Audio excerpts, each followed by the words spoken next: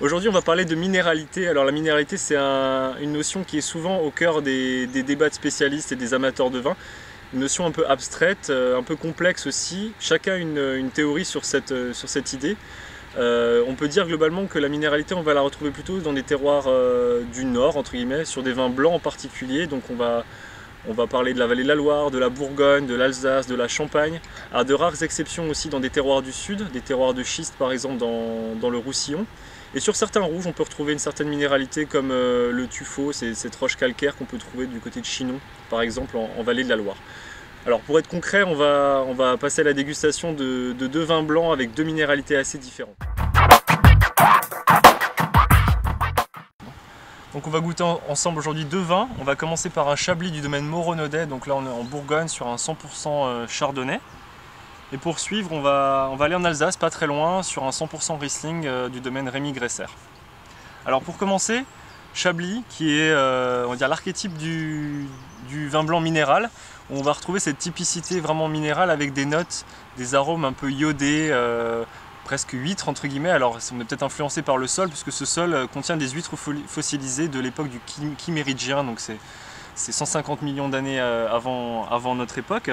Il y avait une mer chaude à cet endroit-là. Donc on a gardé ces huîtres fossilisées, donnant une saveur particulière et une impression particulière dans les vins de Chablis, avec cette minéralité très présente, un côté, je le disais, iodé, salin, presque salivant, qu'on retrouve bien dans ce vin.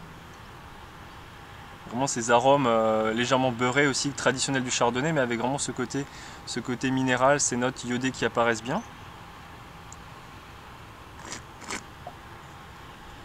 Donc on retrouve en bouche un vin avec une certaine acidité. Là aussi l'acidité rime pas forcément avec minéralité, c'est pas parce qu'un vin est acide qu'il est minéral. Mais là la sensation, l'acidité va porter justement cette sensation de minéralité qui est vraiment présente là. Donc là aussi on parle du chardonnay sur Chablis. Faut savoir que c'est pas le cas de tous les chardonnays. Un chardonnay produit en Afrique du Sud ou en Amérique du Sud n'aura pas du tout cette dimension minérale qu'on peut retrouver sur le terroir de Chablis.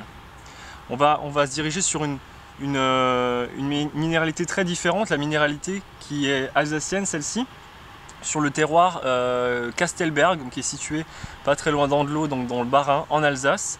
Là on est face au Riesling. Alors le Riesling c'est un peu particulier parce que le Riesling, de façon naturelle, c'est-à-dire dans ces arômes qu'on appelle variétaux, ces arômes contenus dans le cépage, on a déjà ce qu'on appelle des notes pétrolées, hydrocarbures. Alors ça peut être un peu choquant ce que je dis comme type d'arôme, mais c'est des arômes naturels qui sont liés au cépage, qu'on peut assimiler à des notes minérales, mais qui sont qui n'ont pas de lien direct avec le terroir. Mais bien sûr, l'acidité et cette notion de terroir forte sur Castelberg, avec ces terroirs particuliers là aussi de schiste qui est unique en Alsace, où on trouve des terroirs de grès, de marne et d'autres types de terroirs en Alsace, mais là ce terroir unique de schiste crée une vraie fusion entre le terroir et entre le sol et le cépage.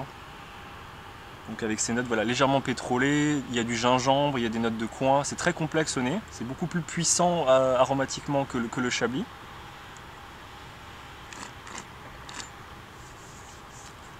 En bouche, on retrouve un vin avec un certain volume, une certaine puissance aromatique et aussi une acidité toujours qui est là, un peu plus discrète, un peu moins tranchante, j'ai envie de dire, c'est-à-dire un peu moins vive que sur le Chablis, mais qui s'exprime vraiment de façon admirable dans le Riesling, qui est un des cépages rois pour exprimer cette minéralité.